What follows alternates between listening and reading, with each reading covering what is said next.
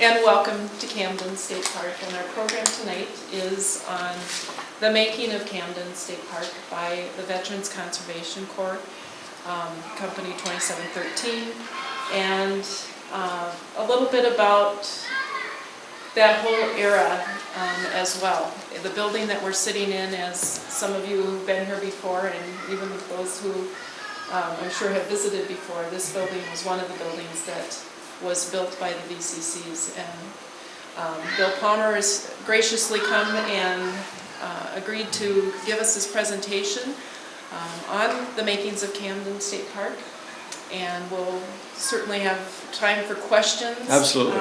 Afterwards. And another kind of plug that I'd like to put in is if you ever come across or know of anybody who has any kind of photos of Camden or postcards or a letter that they may have in their stash somewhere or something, would be very interested in having the opportunity to scan it and put it into our collection, and so that hopefully in the near future we'll have some kind of a display or at least a photo album of some of those things that we come across or that we can acquire. Just a real brief plug before Bill gets started is a few years back, and actually it's been quite a few now, time goes by really fast. The DNR and Parks put out a book called Stories in Log and Stone, and Camden is mentioned in here. It's more on the CCCs, or the Civilian Conservation Corps, and their work, but it also includes many of the works by the VCCs, and it's just basically all of the buildings or all of the structures that during that era that were built in Minnesota State Parks. And we do have this for sale at the office, the trailer now. So if you're interested, that is for sale. If you want to take a look at it, that's fine as well.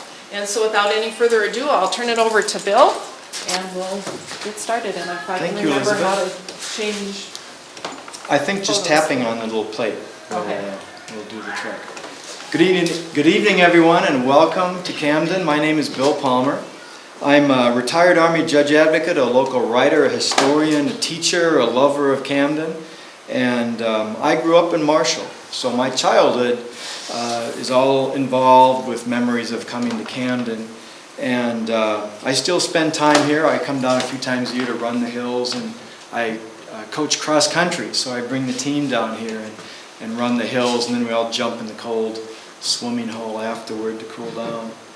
I read a weekly column on military service, and one of those columns in the fall of 2005 led to this presentation, because I knew that World War I veterans had built the original Camden Park facilities, and so I got with Elizabeth and her colleague Bill Dennison, and they were gracious enough to open up the archives of the park so I could take a look at the reports. And so my big thanks goes to Bill and Elizabeth for helping make this possible. They are the stewards of the legacy that we're going to explore today. So a writer always likes to know what people think of his work, so please feel free to ask questions during the presentation or talk with me afterwards. I love talking about local and regional history, and so here we go.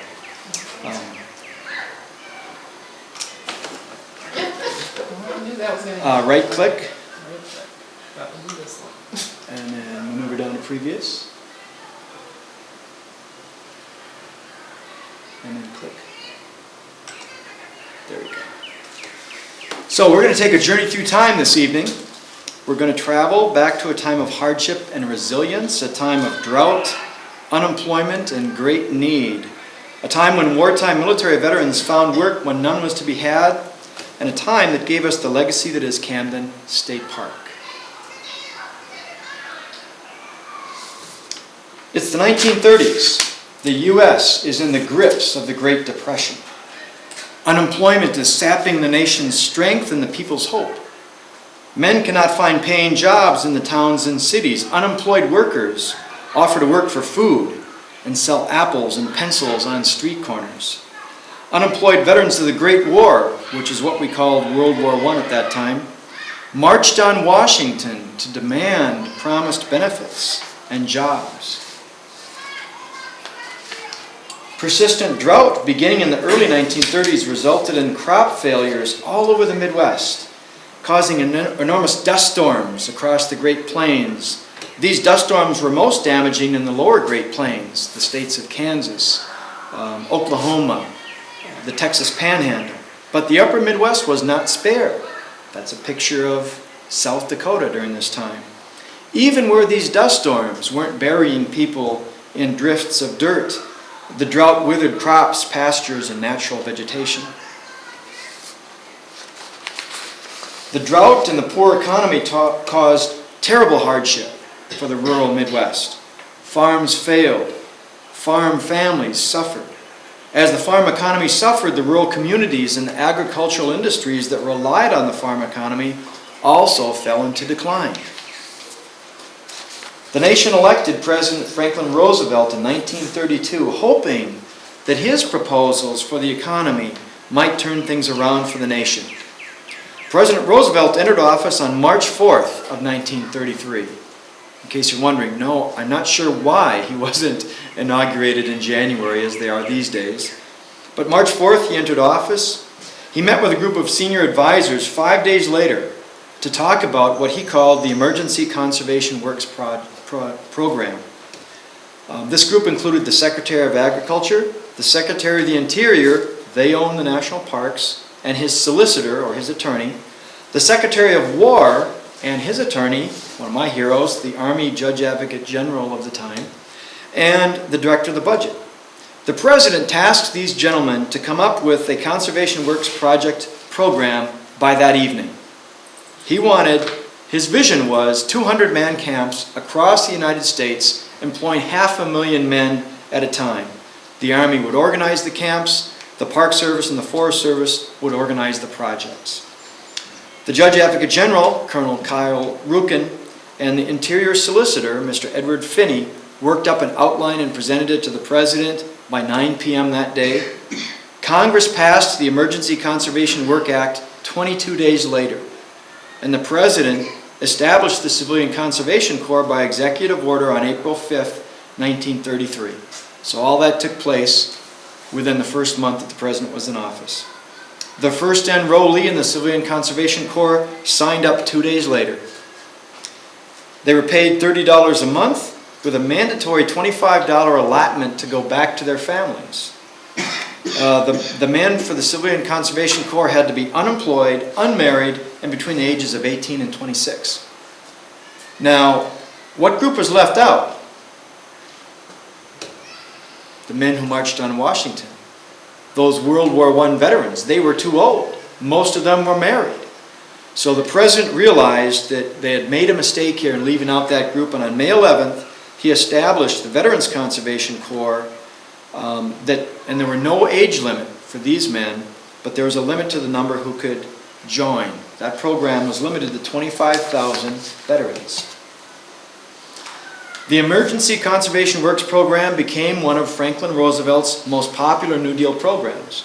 At its height, in 1935, 505,000 men were enrolled in over 2,650 camps all across the United States. During the years it was in operation, from 1933 to 1942, more than 3 million men served. $72 million went home by those direct allotments of $25 a month. And the local camps that were built and the projects that they worked on pumped money into local economies. Senators and representatives all over the United States wanted these camps in their states. And Minnesota was no exception. Minnesota had 165 ECW camps at its height. 8 of them were veterans camps. Camden was one of those 8 veteran camps. Local citizens around here had organized and petitioned the state for a new park in what they called the Camden Woods, and which had already been used historically for picnicking, even though it was private property at the time. So the state purchased 469.96 acres of Redwood River Valley from the Dale family in June of 1934. They asked the executive branch to establish an ECW camp here, and their petition was approved. And the Camden camp came about. A question? What's ECW? Emergency Conservation Works. The ECW Act, Emergency Conservation Works Act, that was the umbrella act that created the Civilian Conservation Corps. They arrived in Marshall by train on August 10th, 1934. They would have stepped off the train, probably squinting into a hot August sun. 205 men in their mid-30s, every one of them a veteran of World War I. Back then it was simply known as the Great European War. But on that August day in 1934, in the middle of the Great Depression, these war veterans were just happy to have jobs.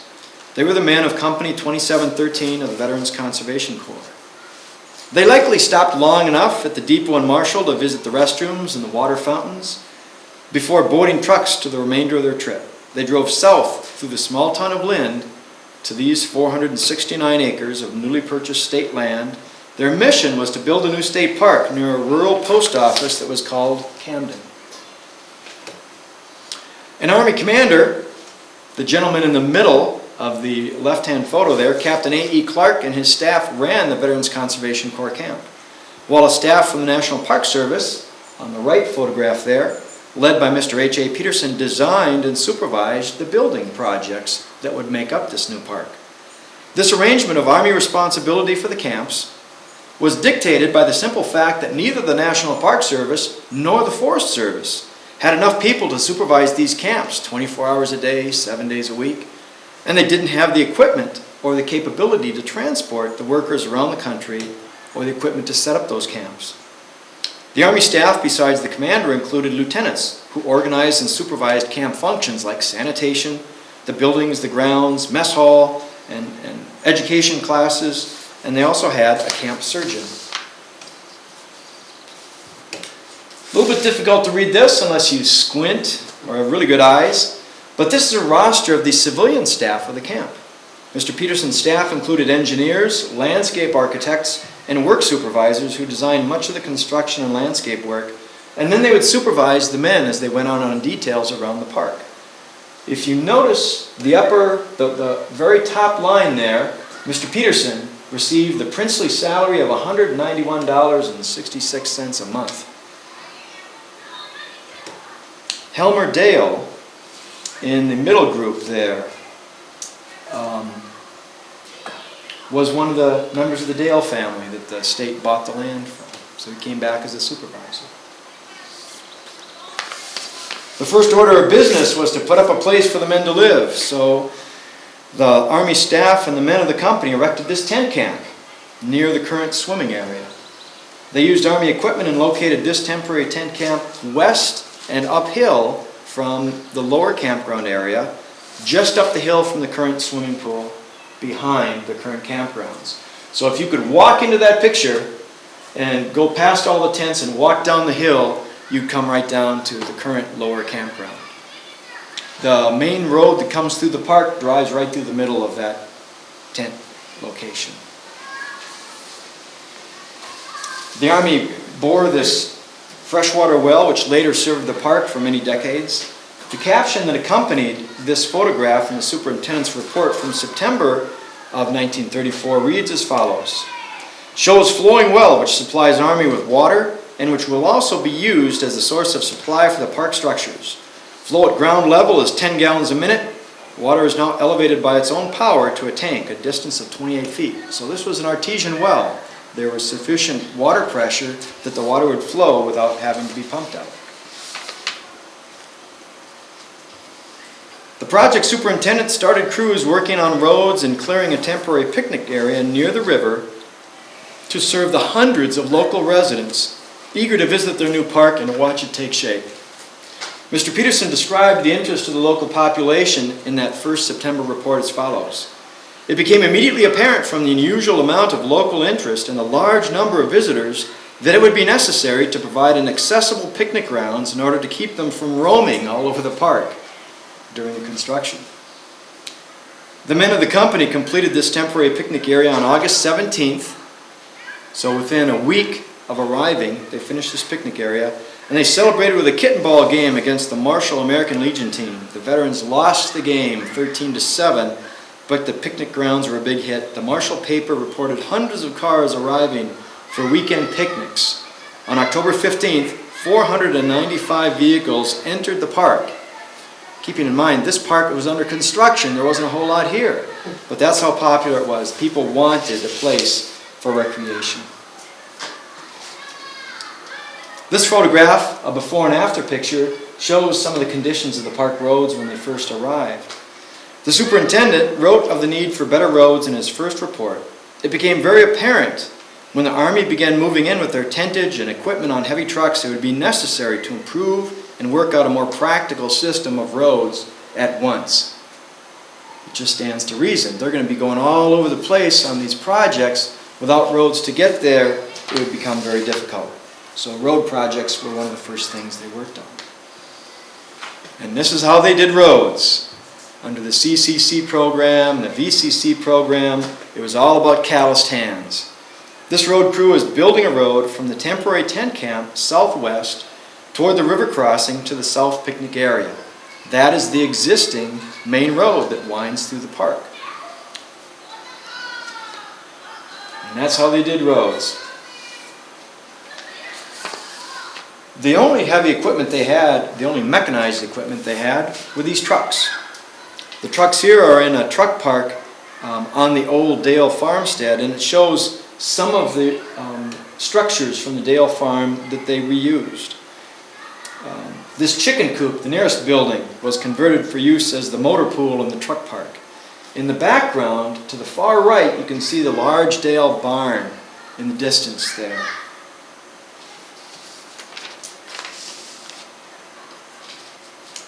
This was the superintendent's summary of the initial work.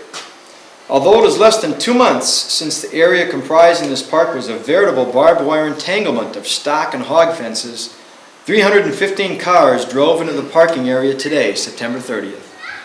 It is estimated that 1,500 persons have availed themselves of our as yet scant picnic facilities and enjoyed the trails and vistas made accessible by this development. The surrounding communities are proud and justly so of their park, and it is our aim through the proper development of the program outlined for Camden State Park to make them even more so. Respectfully submitted, H.N. Peterson, Superintendent, Camden State Park. Well, the next order of businesses was to take out the old buildings from the Dale farm.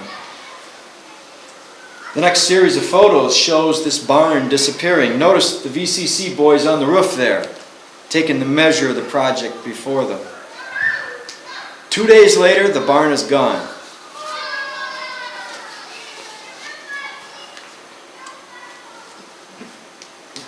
Another week, nothing remains but the barn's foundation and the round circular pit there where the silo used to be.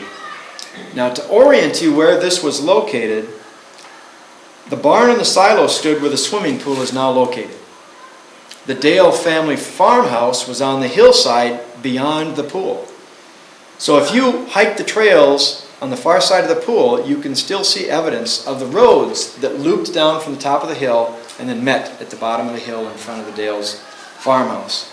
I've looked and I can't find any evidence of the Dale farm. I mean, there's no evidence of foundations or anything else like that. So the VCC boys did their work well, taking care of the man-made structures on the hillside. The next photo is kind of fun. The ECW program believed in getting the most bang for their buck. So here they made portable outhouses from the wood from the barn and the other outbuildings. The VCC crews would haul these outhouses around and put them out at the work sites where they would be during the day.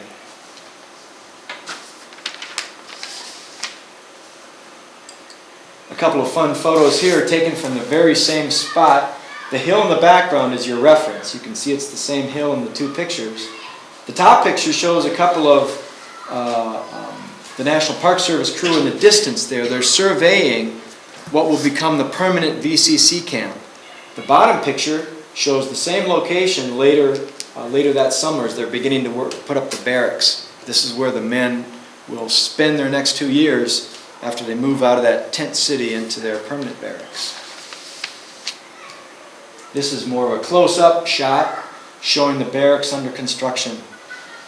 I mentioned earlier that buying the lumber, buying the supplies for these camps was one way the ECW program would push money into the local economy.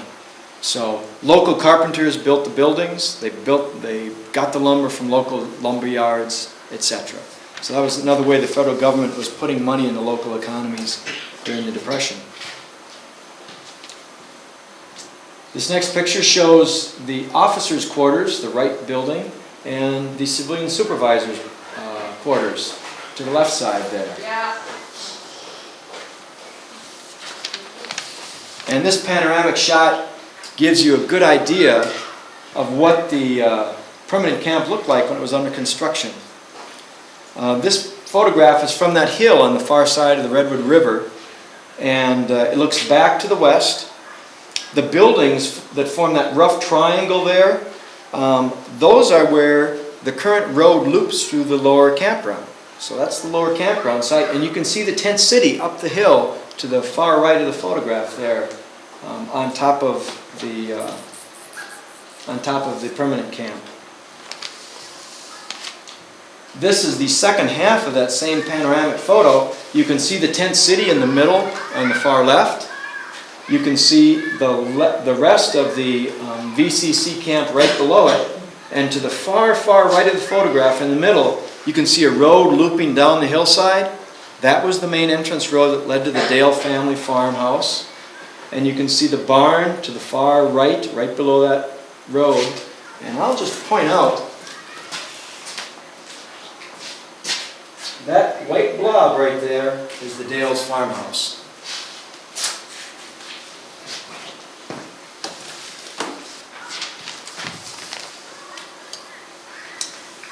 The November monthly report from Mr. Peterson included the following entry about this progress on the entrance road to the park.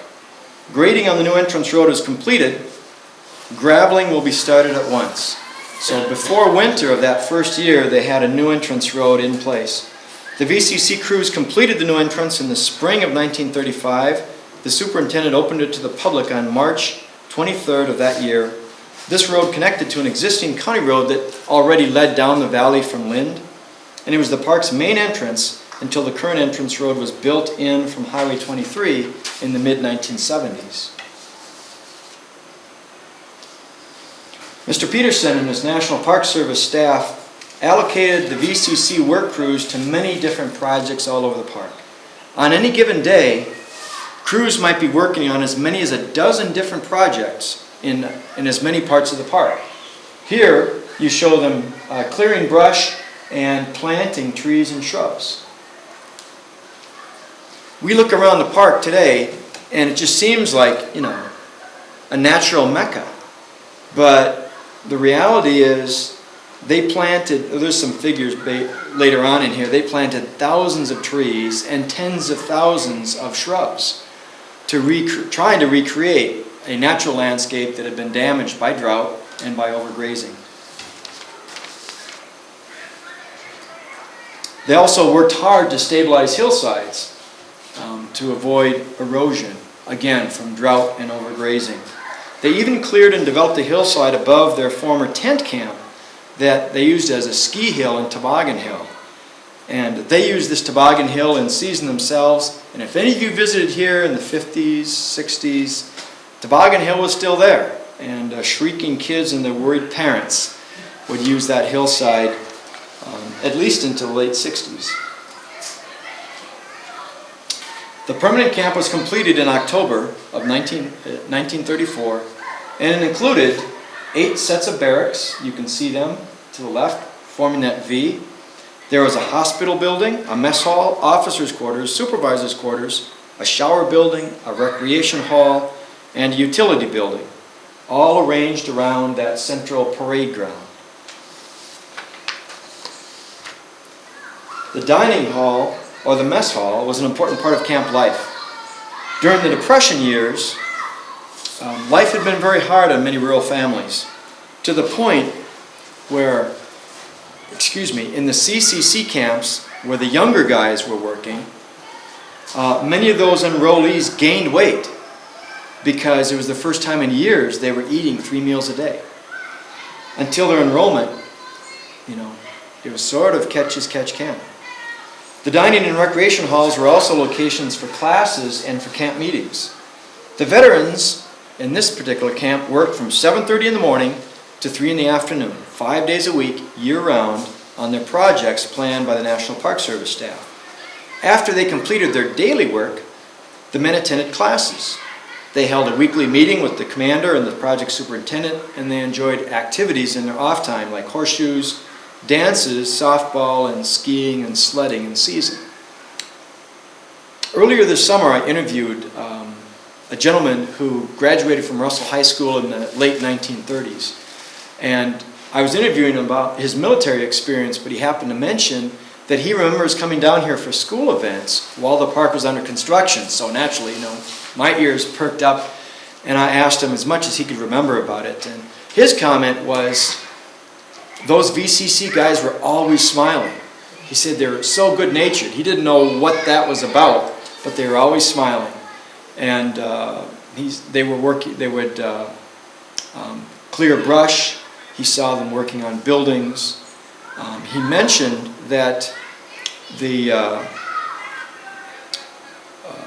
they would follow the railroad tracks into town if they wanted to go into town on their off time. So that was fun, just hearing from him what things looked like. He visited the camp, never went into any of the buildings. He probably wasn't permitted in them, but he remembered walking through the camp. The classes that the men could take while they were enrolled here included blueprint reading, mechanical drawing, local history, and surveying, all taught by the National Park Service class, and then a class on diesel electric engineering taught by one of the enrollees who had experience with diesel electric engines. This next slide shows how Spartan the facilities were.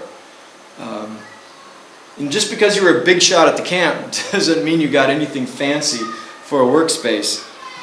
The superintendent's notes, or his report from November 1934, included the following entry. Included herewith is our menu of our Thanksgiving dinner. The commanding officer, Captain Arthur E. Clark, very graciously invited the members of the Park Service personnel to bring their families. All the buildings now have electric lights, and each barrack has a radio. The morale of the men is excellent. The average company strength was 209.5 men for the month. Does anybody wonder what 0.5 of a man looks like? That odd number comes about because the enrollees would sign up for 6-month periods. So once their sort of enlistment was up, they could either re-enlist for another 6 months or they could leave the camp. So they were constantly coming and going depending on when their enrollment expired.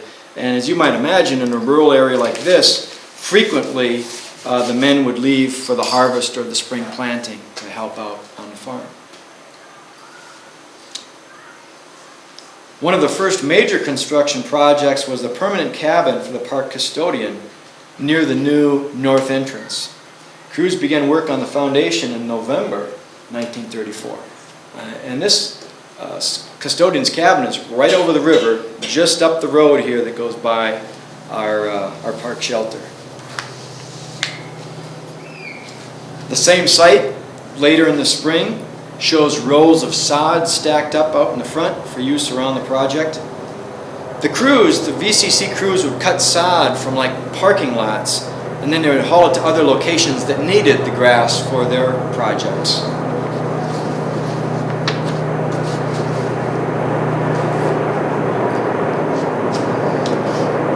In conjunction with that custodian's cabin, the workers began to construct a slab bridge right out here across the river. They began this in February 1935. the construction project was kind of a race with the spring thaw. They wanted to get the bridge up before they had to worry about the high water of the spring.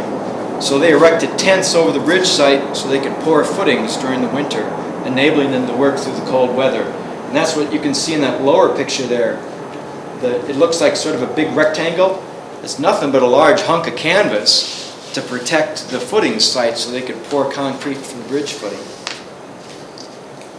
Same site, later that spring. The bridge is just about done. The superintendent commented in his June report, "This company, number 2713, is composed of veterans, which I feel we're very fortunate. Much of the work here is construction, such as bridges, buildings, etc., and we find a larger percentage of trained men among veterans than among the boys." When he says boys, he's talking about the CCC camp, younger workers. "The morale of the men is excellent, which is due to a good mess, a well-rounded program of entertainment provided by the Army personnel, and opportunities for self-education and courses conducted by the National Park Service personnel." This is one of my favorite pictures. All this rock work around here consists of native boulders that they collected from stream bed, hillsides.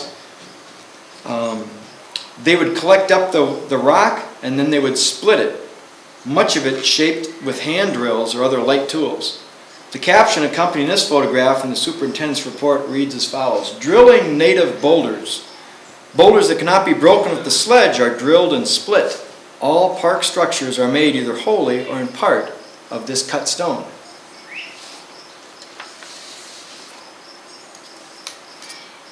Superintendent Peterson emphasized safety instruction in his weekly meetings with the company. His report for December 1934 and January of 35 included an entry describing how one of the enrollees was hospitalized at Fort Snelling, resulting from a splinter of steel from a rock drill entering the workman's arm. The same report included a description how the superintendent at the last camp meeting addressed the men on the use of goggles and the dangers involved in the use of rock drills and wedges in working in frozen ground. So, the guys certainly earned their $1 a day. You get the impression everything was hand tools, everything was elbow grease and muscle.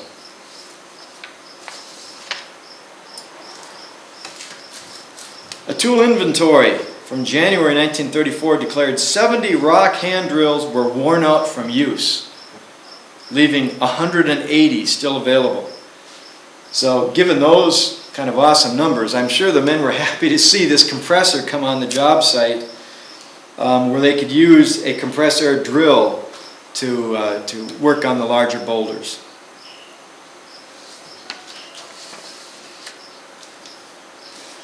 The Stone Arch Bridge, and this shows the men just beginning to work on it, was one of the most picturesque of the VCC projects here at Camden.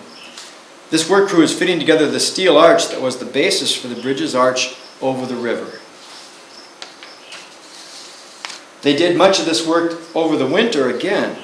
They worked through 2 winters at Camden, and they impressed the Army and the park staff with their work ethic. The superintendent wrote how the men had to heat sand and gravel for concrete bridge work, and they worked on buildings under canvas shelters during the winter months.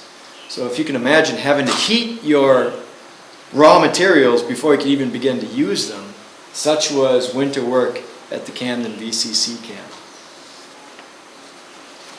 This was another interesting project. It took place right over here where the river kind of curves around our picnic area. This project, just in the picture, right behind where the men are working there, is that in that open space, that's where the swimming pool was located. They are redirecting the course of the Redwood River in the middle of the winter so that they can tear out a bunch of flood debris that had piled up, causing the river to undercut the bank. So they were preserving trees from being undercut and dropped into the river. This is that beautiful Stone Arch Bridge that you saw them begin building. By winter's end, 1935, they had finished this project. This bridge used to be immediately adjacent to the swimming pool. The road that goes by us over here used to head straight across the river, and then it would cut between the bathhouse and the parking lot. and on up the hill. That was the main road, and it crossed over this bridge. You might be wondering yourself, well, Mr. Palmer, it's such a pretty bridge, what the heck happened? The spring thaw. They didn't plan adequately for the this piddling little river becomes a raging torrent in the spring. You take a look at that arch, that became basically a big dam in the spring, and the first heavy spring tore that bridge right out. 1938, I think, is when we lost that bridge. I apologize for the poor quality of this photograph, but it's a fun picture.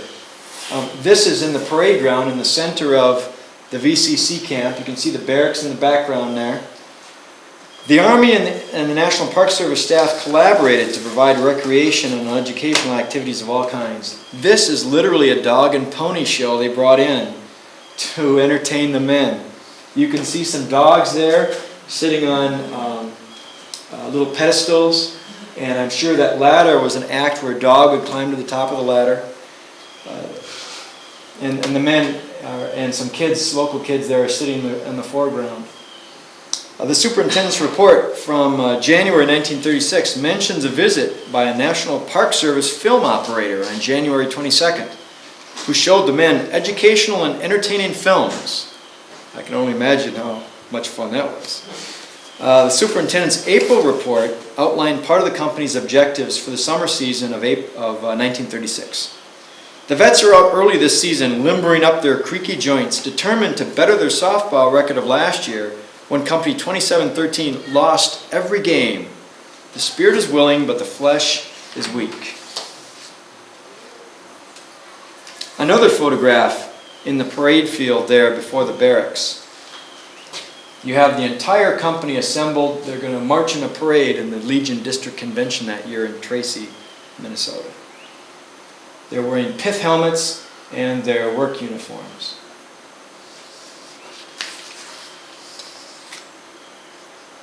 These pictures show the South Picnic Grounds, which is the first facility we now follow, we come upon when you come through the new main entrance. This picnic ground was a popular area even before the park was completed.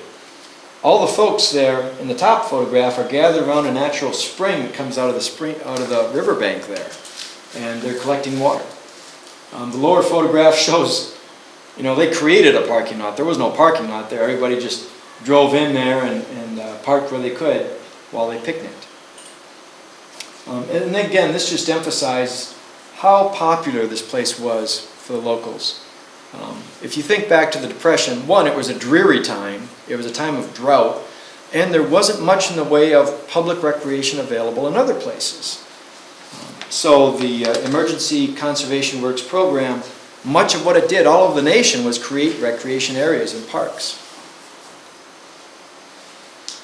This photograph shows that same place after the VCC crews had stabilized the bank, put in that stonework, and redirected the spring through the pipe. You can see it sticking out right by where the guy is standing there. Now, I can remember going to that same spring in the 1960s as a kid and filling up jugs of water. I think it was spring flooding took out what remained of that over the years. And that was the only source of drinking water for that South Picnic area for decades. This is a fun photograph. It's taken from the hill on the west side of the river, overlooking the parking lot that the VCC company built for the South Picnic area. This is the rail line. This is where it cuts through the hill that is now the main entrance. That bridge over the railroad is right here. So you come down this hill now on the main entrance, and this is the South Picnic lot. Just to demonstrate just how obsessive compulsive I am about being a historian, I took out a magnifying glass, and there are 232 Model Ts and Model As in that photograph there. This is the 4th of July, 1935, and where all those people found to picnic is beyond me, but they had a huge, huge crowd for that 4th of July celebration. Here are the boys at work excavating by hand the swimming hole. They used hand tools. They used those hand tools to erect the main dam by the river and a diversion dam on the far end that will catch the stream. They also built settling pools and cascades all along that spring-fed creek. If you've ever walked the Dakota Lookout Trail, and there's this beautiful bubbling spring-fed stream right below the trail there, and all these wonderful cascades and stuff, and you think, wow, what a beautiful natural setting. Well, those cascades are all man-made, and they were designed for a very specific purpose, to catch silt in the spring, so the silt wouldn't fill up the swimming pool. The superintendent reported in March of 1936, as they finished this project, that the crews had excavated 5,850 cubic yards of dirt and clay to build the swimming pool. This shot shows them building the diversion ditch. It was a bypass trench that's still in use today that goes under the beach area and the bathhouse. So once the swimming pool was filled, they didn't need the spring to continue running water in there. The spring would go into this bypass trench and then out into the river. Once again, all hand construction. This is a picture showing the boys or the crews at work on that spring above the swimming pool, installing the cataracts, planting shrubs and trees. The landscape architects were very careful to make sure that this stream, was very important to the park, because this is what fed the swimming pool, and the swimming pool was the big draw for this park. It was the only public pool in the area unless you wanted to swim in the lakes of the region.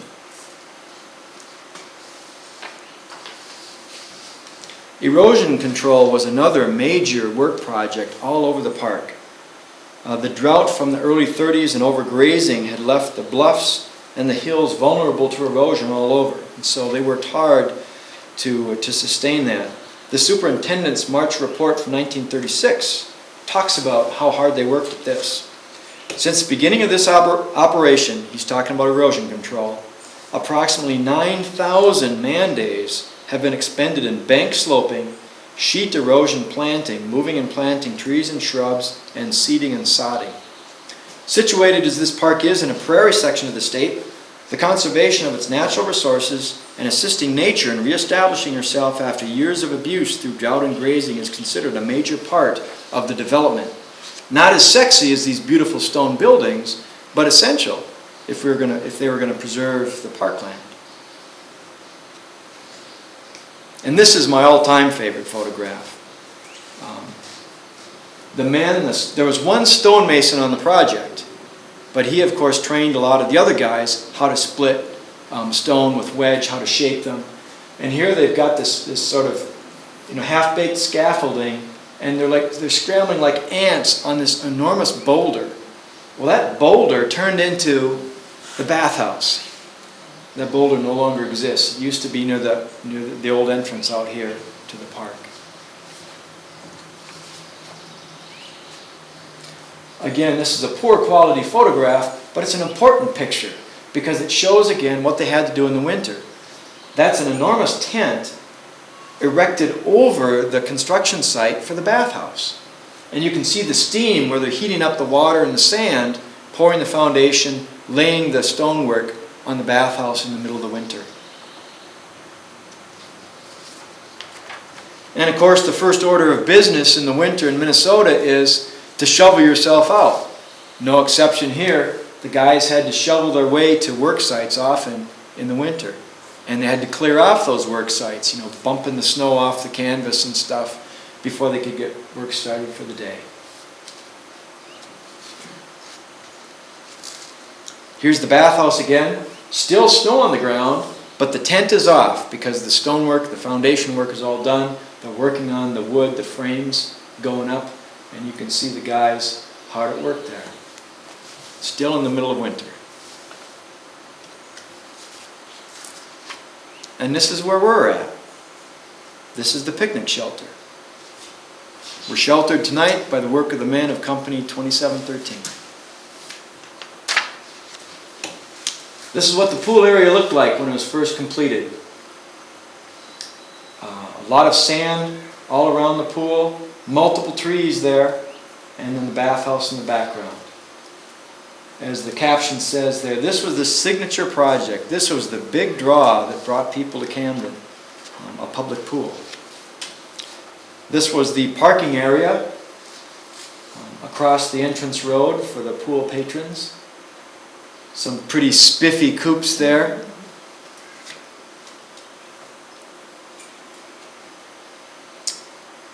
The crew from the company spent their final months at Camden completing erosion control around the park, improving the road network, and finishing the picnic shelter and the bathroom just over there.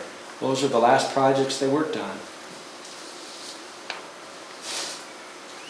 And this is the physical legacy they left us. The stone and timber buildings that we still use today. The vehicle bridges, sadly they're gone. A low water crossing to the south picnic area. We still used to use that when I was a kid. That's gone now. But many of those trails are still in use today. We still follow those essential park roads. They built lots of picnic tables, fireplaces, the swimming pool, of course. And check that out, 26,000 trees and shrubs. An unbelievable number. They built sewer line and water lines that were used right up to the 1980s. All the work of Company 2713.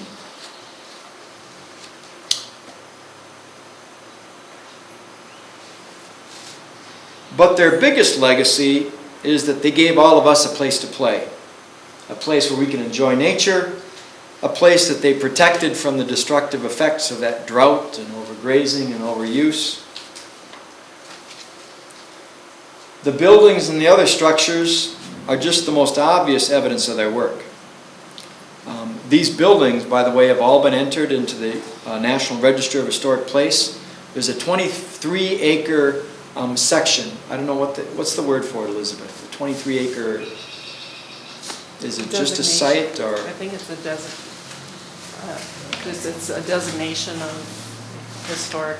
So it's more than just a structure. It's sort of everything that we're at, including the fieldstone drinking fountains, the superintendent's building over here, the bathhouse, the latrine, the 23 acres all told, because of the significance of what they did. It's a part of living history, Depression-era work projects. So we're the continuing beneficiaries of the vision that led to this emergency conservation work program, and continuing beneficiary of the work of the veterans of Company 2713. There's that beautiful stone arch bridge. I'm glad we at least have a picture of it. They planted trees, they built roads and bridges and buildings, and all for $1 a day. But they did more than work for that slim wage, important as it was to their families. They invested their work with a pride and an interest in creating beauty as well as function. They built for the future. They built this park for us. You look around the structure, you can tell that it was built with care and concern. It'll be here 50 years from now. The men of Company 2713 boarded trucks in Camden for the very last time on October 7th, 1936. They drove up this road. They left for their next project at Fort Ridgely State Park. So they finished the work at Fort Ridgely after they left here. They left us this park. So enjoy the park that they built. Listen to the wind and the leaves. Take a look at the kiosk in the swimming area parking lot that has more pictures of the VCC boys at work. Take a fresh look at the buildings, the roads, the trails they built by the veterans of Company 2713. They built them all for us. It would please them to know that we still use them. Thank you for joining us tonight on this journey. I'd be happy to answer any questions you might have about the presentation.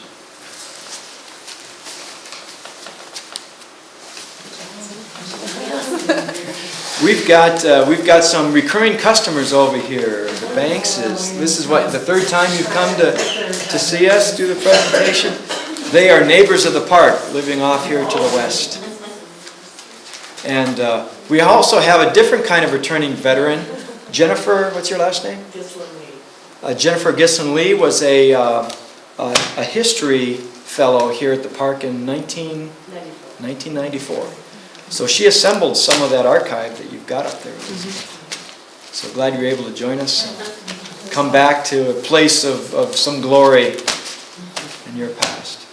Any questions? Elizabeth, how many acres does the park encompass today? What is it? I want to say 2,000, 2,300, something like that. I would like to just mention this spring there was a group of architects and people from St. Paul that did come down and take a look at our historical buildings. There's, I guess, some possible grant money that they have for taking care of or helping with buildings. And they took a look at this building as well as some of the others.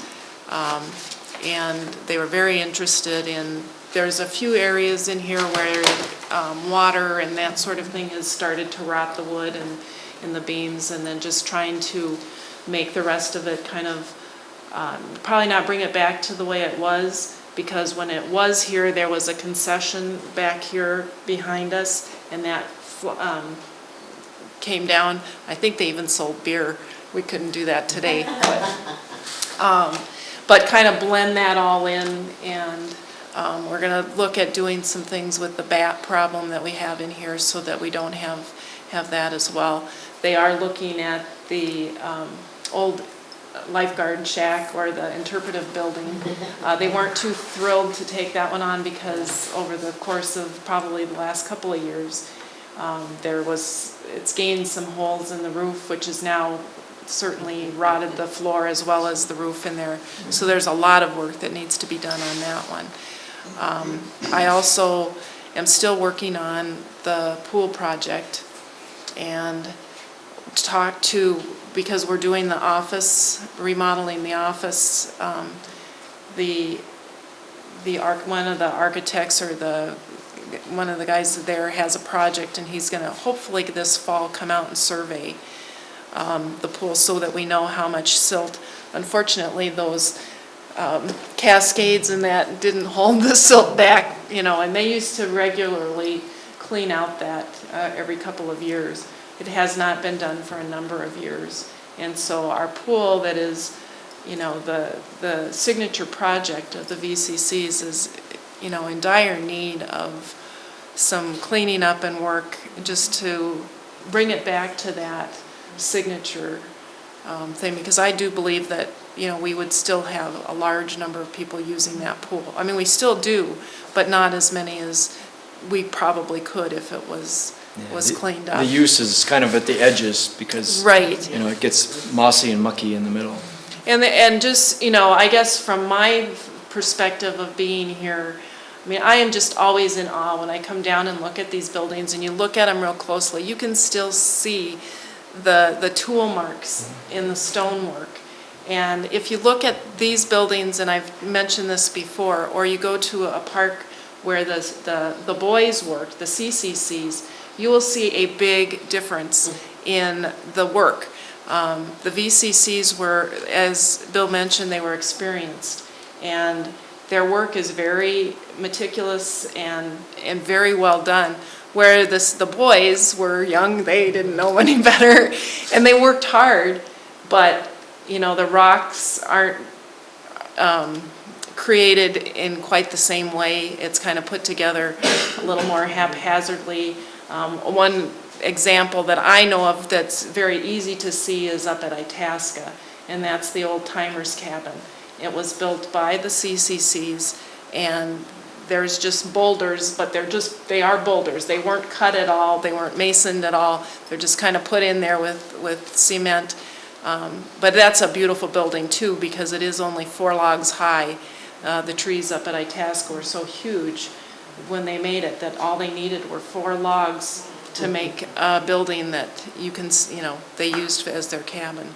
But at any rate, I just am still in awe every time I come to work and walk through the park. I'm also very frustrated in seeing that, it would be nice to have them all come back here and help us redo, because we're going through some of the same similar things that I think, they experienced when they first came here. The erosion, the slope stabilization, after so many years, we need some help again. The river is undercutting, and we've got some major areas there where we're expanding the river, but we're losing ground because of all of that. And, we don't have the workforce that they had then, but it would be wonderful if we could get them back here, because we look at, the trails that were built after they were here, kind of got put in haphazardly. They didn't, it's almost like, again, the boys came back and worked, but it wasn't.